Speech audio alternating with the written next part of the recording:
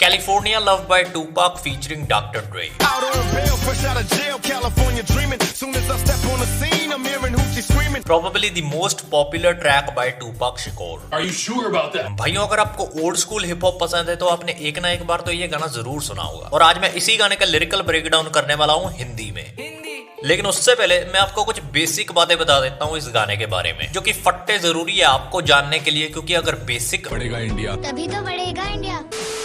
सो भाइयों, ये गाना आया था 1995 में, जब पाक नए नए जेल से बाहर आए थे शूग नाइट की मदद से। पाक को बेल मिलती है, वो डेथ रो के स्टूडियो में आते हैं और आते ही डॉक्टर ड्रे के साथ मिलकर ये गाना तैयार करते हैं और ये बन जाता है पाक का सबसे पहला गाना डेथ रो के साथ। इस गाने का एक रीमिक्स वर्जन भी रिलीज हुआ था विद सेम लिरिक्स, पर म्यूजिक में थोड़े चेंजेस थे। रीमिक्स वर्जन हमको पाक की all eyes on me album में देखने को मिलता है and original version greatest hits में। वीडियोस की बात करें तो इस गाने के लिए 2 वीडियो शूट की गई थी, एक ओरिजिनल के लिए और एक रीमिक्स के लिए। ज्यादा डिटेल में नहीं जाऊंगा, सिंपली बता देता हूं। ओरिजिनल वीडियो में साल 2095 दिखाया गया है, जहां पर पाक एक रेगिस्तान में है डॉक्टर ड्रे के साथ। इस वीडियो के एंड में पता चलता है कि ये सारी वीडियो सिर्फ एक सपना था टूपाक का, और नीचे लिखा जाता है टू बी कंटिन्यूड। फिर रीमिक्स वर्जन में ये वीडियो कंटिन्यू होती है, जहां पर पाक कॉल करते हैं डॉक्टर ड्रे को और ड्रे पाक को इनवाइट करते हैं अपनी एक हाउस पार्टी में। और उसके बाद Say what you say, but give me that bomb beat from Dre. Let me serenade the streets of LA. सो अब शुरू करते हैं इस गाने का breakdown. So welcome to the 8th episode of hip hop के ब्रेकडाउन। सो ज्यादा शानीगिरी ना करते हुए चलिए चलते हैं। सो सबसे पहले गाने का कोरस आता है, जो कि रॉजर टोटमैन ने गाया है, जो कि एक अमेरिकन सिंगर है। California knows how to party. Simple है, इसका मतलब यही है कि पूरे कैलिफोर्निया को पता है कि एक अच्छी पार्टी कैसे की जाती है। इन द सिटी ऑफ LA, मतलब कि लॉस एंजल्स में। इन the city of good old wards. So wards एक जगह है जो कि साउथ LA में पड़ती है, और इसे हम पड़ोसी भी बोल सकते हैं कैलिफोर्निया का। इन the city of Compton. Compton का तो आपको पता ही होगा, सारे ओजी रैपर्स वहीं से निकले हैं, इंक्लूडिंग डॉक्टर ड्रे। और वही कीप इट रॉकिंग का मतलब है कि हम मचाएंगे। और एक फन फैक्ट ये है इस कोरस के बारे में कि ये सारा कोरस कॉपी किया गया है एक गाने से जिसका नाम है वेस्ट कोस्ट पॉप क्लॉक।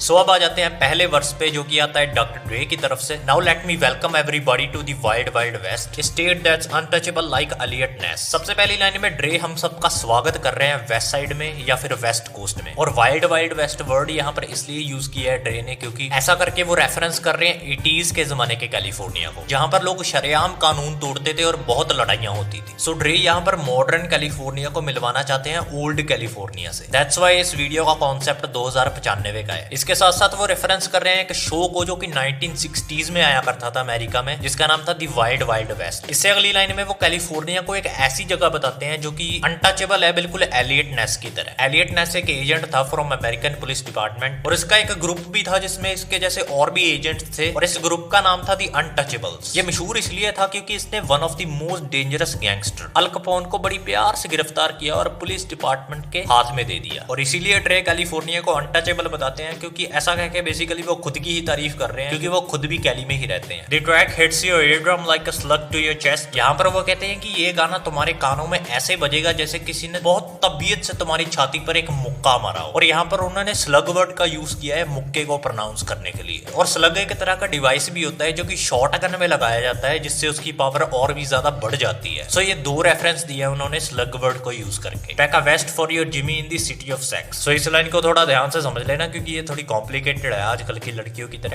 चाहिए क्या औरत को? सबसे पहले तो ड्रे ने वेस्ट को एक कॉन्डम बताया है यहाँ पर। जिमी को पेनिस, जैसे कि हम उसको अपने इंडिया में नुन्नू बोल देते हैं, और सिटी ऑफ सेक्स को लॉस एंजलस। और यहाँ पर इस लाइन का फर्स्ट मीनिंग निकल आता है कि अपने नुन्नू को एक कॉन्डम पहना के रखो जब तुम घूम रहे हो लॉस एंजलस में, यानी कि सिटी ऑफ सेक्स में। सेकंड मीनिंग यहाँ पर ये निकल के आता है कि ड्रे जिमी को प्रेजेंट कर रहे हैं एज अ जिमी हैचमैन। ये वही बंदा था जिसका नाम टूपाक की शूटिंग में आया था 1994 में, जब पाक बिगी के स्टूडियो के नीचे खड़े थे। सो यहाँ पर ड्रे सीधा सीधा ये कहना चाहते हैं कि पाक जेल से बाहर आ चुके हैं और अब तुम्हारे साथ धूम धड़ाका कभी भी हो सकता है।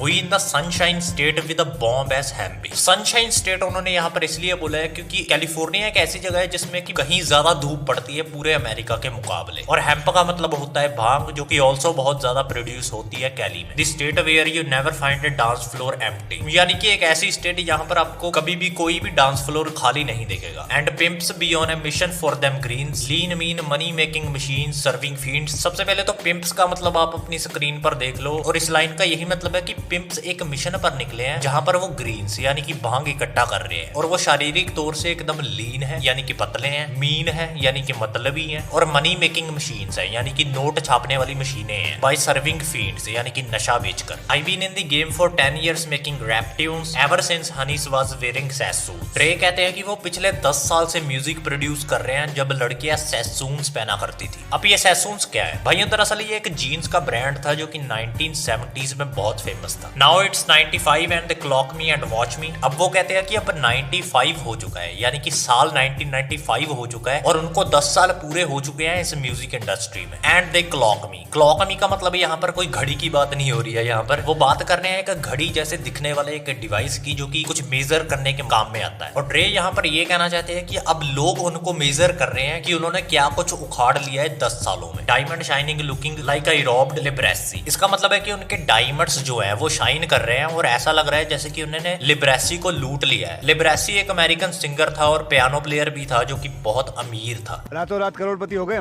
It's all good from Diego to the Bay, मतलब कि सब कुछ चंगासी। फ्रॉम डिएगो यानी कि San Diego to the Bay यानी कि San Pablo Bay. San Pablo Bay एक जगह है जहां से बहुत से रैपर निकले हैं जैसे कि E40, सीबो, बी लेजिट, रिची रिच और डी शॉट, जिन्होंने पाक के साथ अभी फीचर किया है उनके गाने एंट हार्ड टू फाइंड गाने में। Your city is the bomb if your city making पे। इसका मतलब है कि तुम्हारा शहर बहुत बढ़िया है अगर तुम उसमें पैसे कमा पा रहे हो। Throw up a finger if you feel the same way, Dre putting it down for California. वो कहते हैं कि अपनी उंगली उठाओ अगर तुम मेरे जैसे सेम फील कर रहे हो। और इसके आगे वो कहते हैं कि मैंने सब कुछ दांव पर लगा दिया कैलिफोर्निया के लिए। और भाइयों अगर आप ध्यान से देखोगे तो यहाँ पर कैलिफोर्निया के स्पेलिंग है कैलिफोर्न IA, जो कि 1940s के गानों की एक राइम स्कीम है।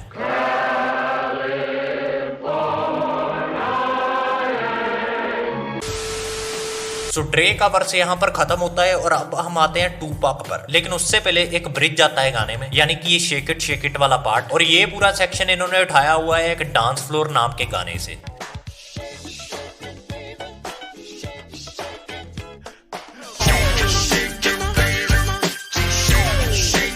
Out on bail, fresh out of jail, California dreaming. Soon as a step on the scene, I hearing Hoochie screaming. पहली लाइन का मतलब यही है कि उनको जेल से बेल मिली है और वो नए नए छूटे हैं जेल से। और कैलिफोर्निया ड्रीमिंग ये एक गाना है बाय मामास एंड पापास, जिसका रेफरेंस यहाँ पर दिया है पाक ने। इससे अगली लाइन में वो कहना चाहते हैं कि अब ऑफिशियली उनकी वापसी हो चुकी है और अब इससे आगे जैसे जैसे वो सीन में कदम रखेंगे तो उनको हूचिस यानी कि बिचेस की चीखें सुनाई देंगी। ऑफ कोर्स ये उन्होंने बिगी और बैड बॉय रिकॉर्ड्स को कहा है। Fiending for money and alcohol, the life of a west side player where cowards die and the strong ball, मतलब कि शराब और पैसा कमाने के लिए वो ड्रग्स बेचते हैं और पूरे वेस्ट साइड प्लेयर जैसी लाइफ जीते हैं। और इससे आगे वो अपने आप को एक स्ट्रॉन्ग आदमी बताते हैं और कहते हैं कि डरपोक लोग जिंदा नहीं बचते। Only in Cali where we right not rally to live and die. Pac कहते हैं कि वो कैलिफोर्निया में कोई रैली वगैरह नहीं निकालते बल्कि सीधा आक्रमण करते हैं। यहाँ पर वो हिस्ट्री के दो बड़े इवेंट्स की बात करते हैं। पहला दिन 1965 वॉर्स राइट्स और दूसरा 1992 LA राइट्स। भाइयों ये दोनों इवेंट्स ब्लैक कम्युनिटी की तरफ से करवाए गए थे और इन दोनों इवेंट्स का मकसद एक ही था कि अपने आप को डिफेंड करना उन पुलिस वालों से जो कि उनको बिना वजह से कॉन्टिन्यूअसली रेसिज्म कर रहे थे उनके साथ और उनको बिना वजह से मार पीट रहे थे। In LA we wearing Chucks not Ballys. Chuck stands for Chuck Taylor, जो कि एक शू कंपनी है जिसको कि नाइकी ओन करता है, और बेली भी एक शू कंपनी ही है जो कि कहीं ज्यादा महंगी होती है as compare to Chuck Taylor. So Pac यहाँ पर कहते हैं कि LA में वो घूमते हैं चक्स पहनकर, ना कि बेलीज, जबकि बेली ज्यादा महंगी होती है चक से। और इससे वो सीधा सीधा ये कहना चाहते हैं कि बंदे में दम होना चाहिए, ये कपड़ों और शू वगैरह में कुछ नहीं रखा। Dressed in Locs and khaki suits and ride is what we do. Locs तो आपको पता ही हुआ है, एक तरह की सनग्लासेस होती हैं जो कि 90s के स्ट्रीट कल्चर का एक हिस्सा है। और खाकी का मतलब कोई पुलिस वाले की वर्दी वगैरह नहीं है, ये भी 90s की स्ट्रीट क्लोथिंग वेयर है। सो पाक कहते हैं कि वो यही सब पहनते हैं और स्ट्रीट्स पर निकल जाते हैं गेड़ियां मारने के लिए। Flossin but have question we collide with other groups. इस लाइन के लिए मैं 100% श्योर नहीं हूँ, मुझे थोड़ा सा डाउट है, लेकिन मैं फिर भी आपको समझा देता हूँ। सो फ्लॉसिन का मतलब होता है अपनी चीजों को शो ऑफ करना, और कोलाइड का मतलब होता है किसी से टकराना। सो जो मेरे हिसाब से इस लाइन का मतलब बनता है वो ये है कि तुम शो ऑफ करो अपनी चीजों का, लेकिन ये बात याद रखना कि हम दूसरी गैंग्स के साथ भी भिड़ जाते हैं। Are you sure about that? नहीं। Famous cause we program worldwide let em recognize from Long Beach to Rosecrans. मतलब कि वो कहते हैं कि वो फेमस है क्योंकि वो अपने प्रोग्राम और शोज करते हैं पूरे वर्ल्ड वाइड, और इसी वर्ल्ड वाइड को उन्होंने यूज किया है अपनी सेकंड लाइन में, जहां वो कहते हैं कि वो रिप्रेजेंट कर रहे हैं लॉन्ग बीच से लेकर रोजक्रेंस तक। ये दोनों जगह कॉम्पटन में है, और इसके अंदर जो भी एरिया आता है वो सारा मॉब पायरो ब्लड्स का अड्डा है। और पाक वैसे किसी भी गैंग का हिस्सा नहीं रहे हैं, लेकिन उनके जो लेबल का मैनेजर था Suge Knight, he is affiliated with Bloods. Bumping and grinding like a slow jam. Bumping and grinding का मतलब ग्राइंड ही होता है। वो करना चाहती ग्राइंड, मैं भी बैठा मस्ती में। हाँ, यही वाला। सो पाक कहते हैं कि वो बम्पिंग एंड ग्राइंडिंग कर रहे हैं एक स्लो जैम म्यूजिक पर, यानी कि एक इमोशनल और रोमांटिक टाइप के म्यूजिक पर। It's west side so you know the row wouldn't bow down to no man. मतलब कि वो वेस्ट साइड में रहते हैं और वो कभी भी किसी के सामने नहीं झुकते। रो वर्ड का मतलब यहाँ पर डेथ रो है, जो कि उनका लेबल है। Say what you say but give me the bomb beat from Dre. Basically Pac ये कहना चाहते हैं कि तुम लोगों को जो कहना है कहो, लेकिन मुझे अपने गाने में डॉक्टर ड्रे की बीट चाहिए जो कि एकदम बॉम्ब लगती है। और ये उन्होंने इसलिए कहा था क्योंकि 90s में ड्रे अपने करियर के पीक टाइम पर चल रहे थे और बीट बनाने में उनका कोई कंपटीशन नहीं था। Let me serenade the streets of LA. So यहाँ पर पाक अपनी बम्पिंग एंड ग्राइंडिंग वाली लाइन को कंटिन्यू करते हैं, जहाँ पर उन्होंने स्लो जैम वर्ड का यूज किया था। So slow jam and serenade, इन दोनों शब्दों का ही मतलब होता है किसी की तारीफ करना इन a romantic way. So Pac यहाँ पर कह रहे हैं कि उनको एलए यानी कि लॉस एंजल्स की स्ट्रीट्स की तारीफ करने दो अपने तरीके से। From Oakland to Sacktown the Bay Area and back down. Oakland और सैकटाउन दोनों कैलिफोर्निया में ही पड़ते हैं, और ऑकलैंड का नाम प्रोबेबली पाक ने यहाँ पर इसलिए लिया है क्योंकि वो अपनी टीनेज में काफी देर वहां पर रहे थे, और बे एरिया का मतलब भी ऑकलैंड ही है। Cali is where they put they mack down give me love, यानी कि कैलिफोर्निया एक ऐसी जगह है जहां पर सभी पेट भर कर खाते हैं, एंड गिव मी लव यानी कि मुझे प्यार दो। अब इसके आगे जो एंड में एड लिप्स आते हैं गाने के, उसका स्क्रीनशॉट मैंने डाल दिया उसके मीनिंग के साथ, आप देख लेना। और काफी रिसर्च लगी है इस वीडियो को बनाने के लिए, तो एक लाइक जरूर मार देना। और अब जब अगली बार कैलिफोर्निया लव गाना सुनोगे तो एक बार अपने भाई को जरूर याद करना। सो चलिए मिलते हैं नेक्स्ट वीडियो में, तब तक के लिए हम गाते खुशी की दूरी।